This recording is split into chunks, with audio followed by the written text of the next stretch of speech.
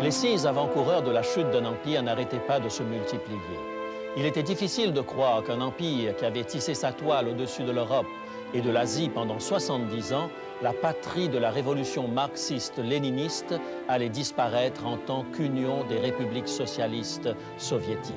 Mais un soir, en regardant les informations télévisées, la nouvelle nous a tous frappés d'étonnement.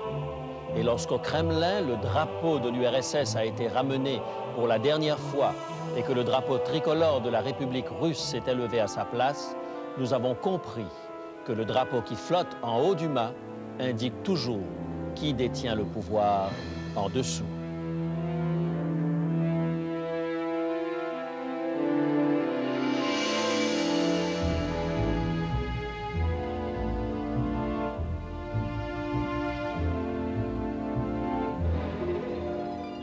Il est écrit: je suis José Élisée et je vous présente la solution à vos besoins les plus profonds, le Christ vivant. Notre sujet d'aujourd'hui, quand s'abaissent les drapeaux. L'information venant de Moscou se voulait volontairement banalisée. Le président russe, Boris Yeltsin, flanqué des présidents de l'Ukraine et de la Biélorussie, les républiques fondatrices de l'Union soviétique de 1922, déclarait ce qui suit. L'Union des républiques socialistes soviétiques, en tant qu'entité soumise aux lois internationales et en tant que réalité soviétique, a cessé d'exister. Il était difficile de saisir toute la portée de la nouvelle du premier coup. La superpuissance que des millions de gens du bloc capitaliste considéraient comme l'empire du mal cessait d'exister en un tour de main. Mikhaïl Gorbatchev, le leader soviétique, devait trouver cela particulièrement pénible. Il avait œuvré en faveur d'une révolution démocratique dans un pays qui avait été pendant 70 ans le bastion du totalitarisme et brutalement, il se retrouvait au chômage, sans présidence et sans empire. Mais il a bien fallu se rendre à l'évidence. Tandis que le monde entier contemplait le drapeau tricolore russe flottant au-dessus des dômes et des clochers du Kremlin, l'empire de Lénine, de Staline et de Brejnev venait de disparaître. Les choses avaient fondamentalement changé et de manière irréversible dans les corridors du pouvoir en dessous de ce drapeau. Un drapeau n'est qu'un symbole, un simple arrangement de morceaux de tissu de différentes couleurs. Mais les symboles sont loin d'être sans importance. Les peuples de l'Europe de l'Est, qui envahirent les rues de leur capitale à la fin de 1989, connaissaient l'importance des drapeaux. Ils marchaient dans les rues agitant par défi des drapeaux de protestation, des drapeaux de liberté. Certains de ces drapeaux avaient un cercle découpé en plein centre, là où se trouvait auparavant le symbole du communisme. Et les dictateurs qui suivaient la scène de leur palais et de leur forteresse, en voyant ces drapeaux qui s'agitaient dans les rues, comprenaient que les jours de leur pouvoir étaient comptés. Les drapeaux ont toujours été un puissant symbole du dévouement ultime d'un peuple dans le domaine de la politique. Les drapeaux ont conduit d'innombrables citoyens à sacrifier leur vie pour la patrie. Les drapeaux ont conduit un nombre impressionnant de jeunes gens et de jeunes femmes à faire le sacrifice ultime de leur vie pour la patrie. Lorsque nous observons ces mouvements sociopolitiques qui ont secoué une grande partie du monde et de quelle manière les drapeaux ont enflammé ces manifestations, nous sommes en droit de nous poser une question. Existe-t-il un drapeau qui flotte au-dessus du royaume de Dieu? Dans cet immense mouvement de grâce fondé par Jésus-Christ, un mouvement de grâce et de liberté qui s'est imposé au prix de tant de sacrifices, y a-t-il un drapeau que nous pouvons agiter? Pour répondre à cette question, demandons-nous pourquoi les drapeaux ont tant de signification. Que représentent-ils en réalité? Tout d'abord, les drapeaux nous ramènent à l'histoire passée d'un peuple, à ses origines. Ils nous rappellent les luttes et les labeurs qui ont été à l'origine de la création de notre patrie. En fait, il existe une pratique biblique qui rappelle cela. Elle fait partie des 10 commandements. L'un de ces commandements nous ramène à nos origines en tant qu'enfants de Dieu, et ceci dans le droit fil de la création.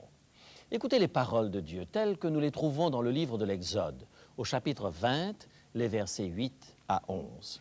Exode, chapitre 20, les versets 8 à 11. Souviens-toi du jour du repos pour le sanctifier. Tu travailleras 6 jours et tu feras tout ton ouvrage. Mais le 7e jour est le jour du repos de l'Éternel ton Dieu. Tu ne feras aucun ouvrage, ni toi, ni ton fils, ni ta fille, ni ton serviteur, ni ta servante, ni ton bétail, ni l'étranger qui est dans tes portes.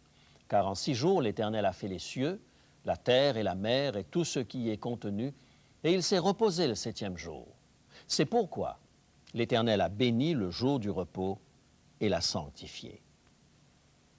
Dieu désire que nous nous souvenions du jour du sabbat. Pour quelle raison? Parce que le sabbat est le lien qui nous unit à notre Créateur. C'est lui qui nous donne notre identité, qui nous dit qui nous sommes.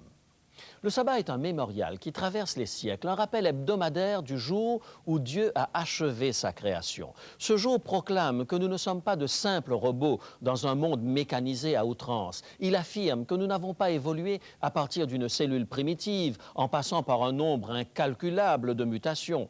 Nous avons été créés à l'image de Dieu, des êtres spirituels capables de se rappeler et d'adorer. Au sein d'une société hautement industrialisée, où tout va vite, le sabbat nous rappelle nos racines spirituelles. La génération des baby-boomers se souvient de la scène touchante où un astronaute plantait un petit drapeau américain dans le sol lunaire. Ce drapeau représentait l'effort gigantesque de tout un peuple pour conquérir l'espace. Mais cette scène avait été précédée, le Noël précédent, par un geste encore plus significatif. Les 3 astronautes d'Apollo 8 avaient observé une pause au-dessus du relief tourmenté de la Lune pour faire le point par rapport au chemin parcouru depuis le lancement de la conquête de l'espace. Durant le message télévisé retransmis à la Terre à la veille de Noël, William Enders lut le passage de la Genèse qui parle de la création. Ces paroles traversèrent l'espace froid et silencieux pour atteindre une belle planète verte et bleue. Au commencement, Dieu créa le ciel et la terre. Borman termina le message télévisé en provenance de la Lune par ces mots. « Bonne nuit, bonne chance, un joyeux Noël et que Dieu vous bénisse tous, habitants de la bonne vieille planète Terre. » Que nous soyons suspendus dans l'espace ou que nous marchions sur le trottoir d'une ville, rappelons-nous que nous retrouvons notre identité en nous approchant de notre Créateur. Le sabbat nous offre cet espace-temps, chaque semaine, pour renouer ce contact avec le Créateur. La Bible présente le sabbat comme un signe d'alliance entre Dieu et son peuple. Ainsi s'exprime le prophète Ézéchiel au chapitre 20 de son livre et au verset 20. Ézéchiel, chapitre 20 et le verset 20. « Sanctifiez mes sabbats et qu'ils soient entre moi et vous un signe auquel on connaisse que je suis l'Éternel, votre Dieu. » Le sabbat est un signe, un symbole, une sorte de drapeau. Lorsque nous le hissons bien haut, nous savons qui règne en dessous, dans nos cœurs, le Créateur, notre Père des cieux. Un drapeau a pour objectif de nous rappeler les sacrifices que d'autres ont accomplis en notre faveur. La plupart des drapeaux sont en effet des bannières ensanglantées, parce que la plupart des nations ont obtenu leur liberté au prix du sang. Lorsque nous portons le drapeau lors d'un défilé ou que nous le hissons en haut d'un édifice public, nous rappelons le prix de la liberté. Le sabbat remplit une fonction identique. Le livre des Hébreux nous permet de comprendre en quoi le sabbat symbolise l'action de Jésus-Christ établissant son royaume de grâce. Dans le 4e chapitre, l'auteur nous apprend qu'à cause de sa désobéissance, le peuple d'Israël n'a pu entrer dans le repos de Dieu. Ils sont passés à côté des bénédictions de l'Alliance. Mais, dit-il, ceux qui croient en Christ entrent dans le repos de Dieu, le véritable repos du sabbat. L'auteur met en relation l'acceptation de l'Évangile et l'entrée dans le repos de Dieu. Hébreux, chapitre 4, versets 9 à 11. Hébreux, chapitre 4, versets 9 à 11. Il y a donc un repos de sabbat réservé au peuple de Dieu, car celui qui entre dans le repos de Dieu se repose de ses œuvres, comme Dieu s'est reposé des siennes. Efforçons-nous donc d'entrer dans ce repos, afin que personne ne tombe en donnant le même exemple de désobéissance. Ceux qui croient en la justice de Christ et qui s'appuient sur ses mérites n'essaient plus de gagner le ciel par leurs œuvres. Ils font confiance à Christ qui accomplit parfaitement le salut en leur faveur et ils se reposent en lui. Contrairement à une idée reçue, observer le sabbat est un excellent moyen de combattre le légalisme. C'est un temps qui nous est offert chaque semaine pour briser la routine du quotidien et célébrer le grand sacrifice de Christ en notre faveur. En brandissant le drapeau du sabbat, nous proclamons que la vie sans péché et la mort de Christ sur la croix sont suffisants pour notre salut. Nous nous reposons en lui. Le symbolisme du sabbat est vu sous un autre éclairage particulier dans le livre de l'Exode, au chapitre 31 et le verset 13. Exode, chapitre 31 et le verset 13. Parle aux enfants d'Israël et dis-leur, « Vous ne manquerez pas d'observer mes sabbats, car ce sera entre moi et vous, et parmi vos descendants, un signe auquel on connaîtra que je suis l'Éternel qui vous sanctifie. » Le sabbat nous rappelle que le Seigneur est celui qui nous sanctifie. Et Dieu non seulement nous pardonne, mais de plus il travaille à faire de notre sanctification l'expérience de toute une vie. Non seulement nous nous reposons dans la grâce, mais nous grandissons par la grâce de Dieu. Et le sabbat est un drapeau qui proclame notre allégeance au Dieu qui nous transforme. Lorsqu'il flotte au-dessus de nos têtes, nous affirmons qu'en dessous, le Sauveur règne dans nos cœurs.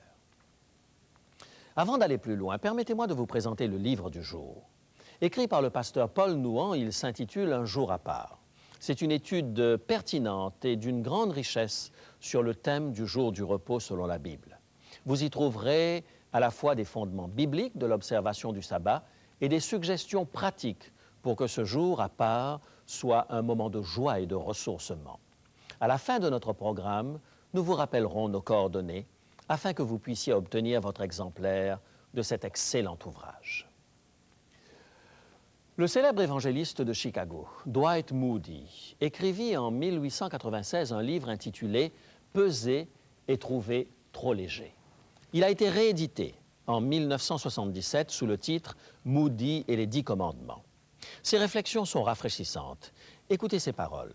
« Je crois sincèrement que ce commandement a un caractère aussi irrévocable aujourd'hui que par le passé. J'ai parlé à bien des hommes qui m'ont affirmé que le sabbat avait été abrogé, mais ils n'ont jamais été capables de me démontrer par les Écritures que Dieu l'avait fait. Le sabbat était un absolu en Éden, et il a perduré depuis. Le 4e commandement commence par ces mots « Souviens-toi », montrant que le sabbat existait déjà lorsque Dieu écrivit sa loi sur les tables de pierre au Sinaï. Comment des hommes peuvent-ils dire que ce même commandement fut aboli alors qu'ils reconnaissent la validité des 9 autres? Je crois que la question du sabbat aujourd'hui est vitale pour tout le pays. C'est la question du temps présent. Si vous abandonnez le sabbat, l'Église s'en va. Si vous abandonnez l'Église, le foyer s'en va. Et si vous abandonnez le foyer, la nation s'en va. Et nous en avons pris le chemin. Quelques-unes des illustrations de Moody nous permettent d'apprécier le côté pragmatique de ce puissant prédicateur. Il raconte l'histoire d'un patron qui insistait pour que l'un de ses ouvriers travaille 7 jours par semaine. Son argument était celui-ci. « Votre Bible ne dit-elle pas que si votre âne tombe dans un puits le jour du sabbat, vous pouvez l'en retirer ?»« Oui, répondit l'ouvrier, mais si l'âne tombe chaque sabbat dans le puits, de 2 choses l'une, ou je comble le puits, ou je vends l'âne. » Jack Miner de Kingsville, en Ontario, fermier, manufacturier, conférencier, auteur, naturopathe et éleveur d'oiseaux, était l'un des citoyens les plus renommés du Canada. Il a été élu le 5e plus grand Canadien de son époque par 116 000 lecteurs du magazine Maclean. Miner considérait le sabbat comme un drapeau. Dans son autobiographie, il parlait du sabbat comme étant le cœur de l'Église. Il disait « Nous voulons que l'observation du sabbat soit enseignée dans nos écoles. Cette déclaration peut vous sembler venir d'un extrémiste, mais je sais que je n'en suis pas un, parce que le Dieu unique nous commande de sanctifier le sabbat. Je suis certain que cela ne veut pas dire que nous ayons à adapter le jour du sabbat à nos propres attentes et nos besoins, faisant ainsi du sabbat un petit enfer sur terre. Lecteur, comme je l'ai dit précédemment, j'aime l'Amérique du Nord et je veux faire ma part pour son amélioration. Mais je dois avouer que j'ai peur pour l'Amérique du Nord parce que je crains que nous oublions et méprisions Dieu, l'âme de notre espérance.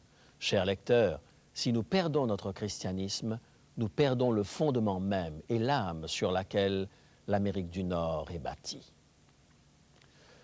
Un drapeau représente plus qu'un morceau de tissu flottant au vent. Le drapeau de Dieu n'est pas superficiel. En gardant le sabbat, vous vous démarquez des autres chrétiens. Vous tenez haut le drapeau qui vous distingue du monde soi-disant religieux et du monde séculier. Les hommes de science spéculent sur l'âge des pierres et ils perdent de vue la pierre angulaire. Le rejet du récit de la création de la Genèse est la base des théories évolutionnistes incompatibles avec le christianisme. Le sabbat est l'antidote de Dieu à la théorie de l'évolution. Si Dieu nous appelle à sanctifier ce jour, c'est seulement parce qu'il est celui qui nous sanctifie. Le sabbat, sans que nous en soyons conscients, nous aide à regarder en avant. Il nous indique notre destination ultime, le repos de Dieu. La plupart des drapeaux tendent à représenter l'idéal d'un peuple, le meilleur d'une nation, le rayonnement d'une population. Des générations d'immigrants venant du monde entier ont été émus en passant à côté de la statue de la liberté, espérant trouver dans ce nouveau monde la paix et la liberté. Pour l'Amérique, elle représentait la réalisation de leurs rêves. De la même manière, le sabbat symbolise la terre de nos rêves, à nous les chrétiens. Le repos en Christ que représente le sabbat nous fait entrevoir le repos céleste. Le temps que nous passons en compagnie de Dieu, grâce au sabbat, est un avant-goût du jour où nous verrons notre Père face à face. Lorsque le livre des Hébreux nous dit qu'il y a un repos de sabbat réservé au peuple de Dieu, il nous parle aussi de notre ultime demeure céleste. Plusieurs enfants d'Israël n'entrèrent pas dans la Canaan terrestre, la terre promise, à cause de leur manque de foi. Cet échec est en contraste avec ceux qui entrent dans le repos de Dieu par la foi. Le sabbat est un symbole de ce repos éternel promis. Ce drapeau du sabbat ne sera pas descendu lorsque nous serons enfin au ciel. Nous aurons encore des raisons de célébrer notre Créateur et notre Rédempteur. Ésaïe, chapitre 66, versets 22 et 23, nous dit les paroles suivantes. Ésaïe, chapitre 66, versets 22 et 23. Car comme les nouveaux cieux et la nouvelle terre que je vais créer subsisteront devant moi, dit l'Éternel, ainsi subsisteront votre postérité et votre nom. À chaque nouvelle lune et à chaque sabbat, toute chair viendra se prosterner devant moi, dit l'Éternel. J'attends avec impatience ce jour où nous serons tous ensemble pour célébrer ce sabbat extraordinaire, le moment où le symbole et la réalité se rencontreront. En attendant ce jour, je veux être certain que mon Créateur et Rédempteur est celui qui règne ici-bas, dans mon cœur. Lorsque l'homme d'État Henry Grady fit son premier voyage à Washington, il croyait vivre le moment le plus important de sa vie. En admirant la structure colossale du Capitole, l'orgueil de la nation et le drapeau américain flottant au-dessus de cet édifice, M. Grady fut ému jusqu'aux larmes. Il murmura « C'est ici la maison de la nation ». Quelque temps plus tard, de retour en Géorgie, il eut l'occasion de passer la nuit dans l'humble hameau d'un cultivateur, dans l'une de ses immenses plantations.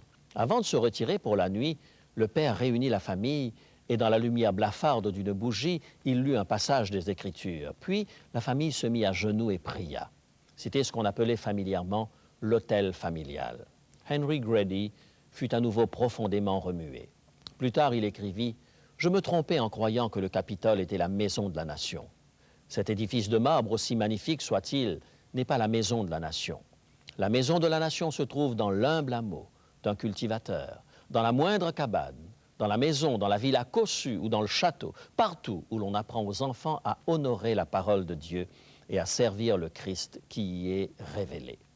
Le sabbat n'est pas un drapeau destiné à flotter dans le lointain. Ce symbole doit se retrouver dans chacune de nos familles. Nous avons besoin de reconnaître notre Créateur et notre Rédempteur de manière personnelle, dans une relation de prière. Je souhaite que chacun de vous s'engage à prendre le temps nécessaire dans sa semaine surchargée pour découvrir le véritable repos du sabbat. Ce drapeau qui flotte au-dessus de nos têtes indique qui règne dans nos cœurs.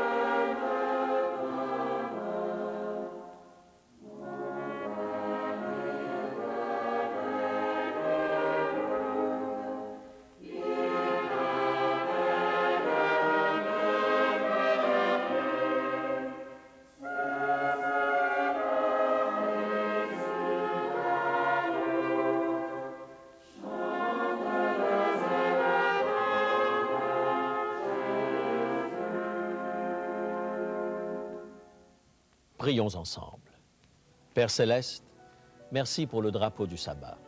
Merci par-dessus tout de ce que ta mort en tant que sauveur nous donne le salut et le repos par la foi en toi. Nous avons soif de ta présence. Nous désirons faire de notre relation personnelle avec toi une priorité dans nos vies. Aide-nous à entrer dans ce repos avec joie et gratitude. Au nom de Jésus. Amen.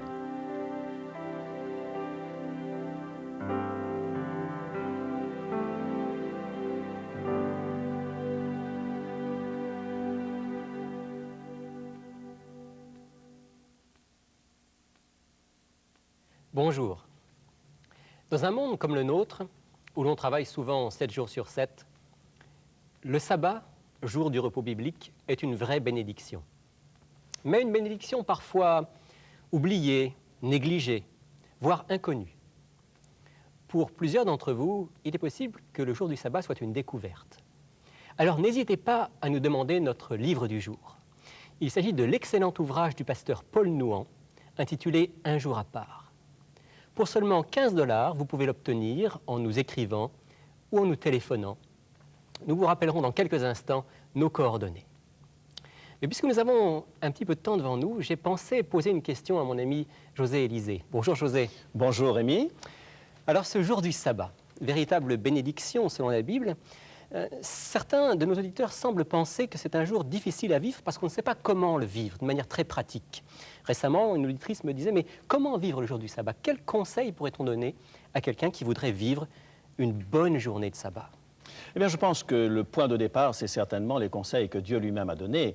Et je pense que ce n'est pas pour rien qu'au départ, Dieu dit au peuple d'Israël faites cuire tout ce que vous avez à faire cuire, faites bouillir tout ce que vous avez à faire bouillir avant l'arrivée du sabbat. Pourquoi? Parce que le sabbat, pour être une bénédiction, doit vraiment être un jour où on ferme tous les tiroirs de nos préoccupations financières, professionnelles, d'études, etc., etc., de manière à ouvrir ce tiroir de la relation et de l'adoration, de la rencontre avec Dieu. C'est un espace-temps que Dieu nous donne pour pouvoir vraiment nous ressourcer, prendre du temps avec lui, avec la famille, avec les amis. Tout à fait, tout à fait. Et c'est impressionnant de voir que très souvent, dans l'Ancien Testament déjà, Dieu va expliquer au peuple d'Israël la nécessité de s'arrêter un moment pour pouvoir le rencontrer. Et c'est là qu'on se ressource spirituellement.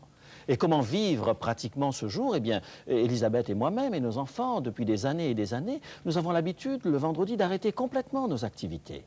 Et à partir de ce moment, nous entrons véritablement dans le repos du sabbat. Nous chantons, nous prions ensemble. Tu parles du coucher du soleil, là. Je parle à ce moment, le vendredi soir, au moment du coucher du soleil. Et puis, la nuit est très différente parce que nous mettons de côté toutes les préoccupations du genre télévision, radio, etc., etc.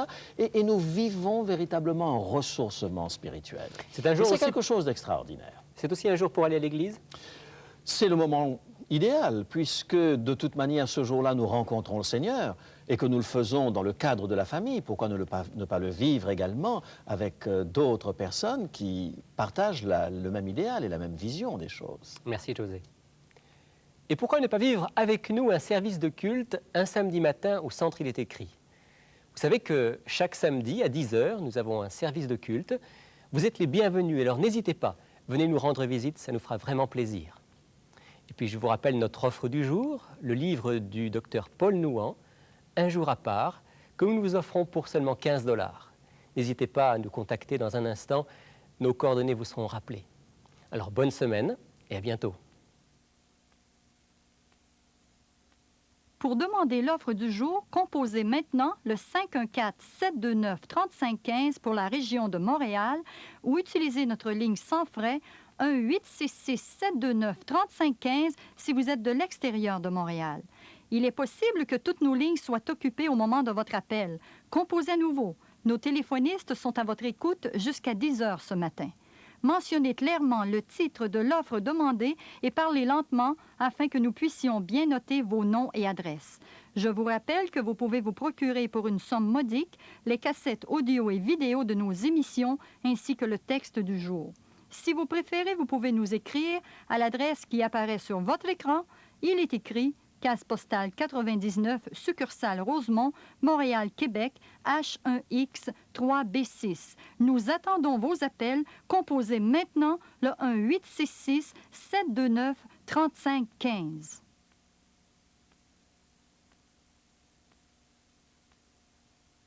Chers amis, il est temps maintenant de nous quitter. Je vous donne rendez-vous à la semaine prochaine. D'ici là, souvenez-vous, il est écrit « L'homme ne vivra pas de pain seulement, mais de toute parole qui sort de la bouche de Dieu ».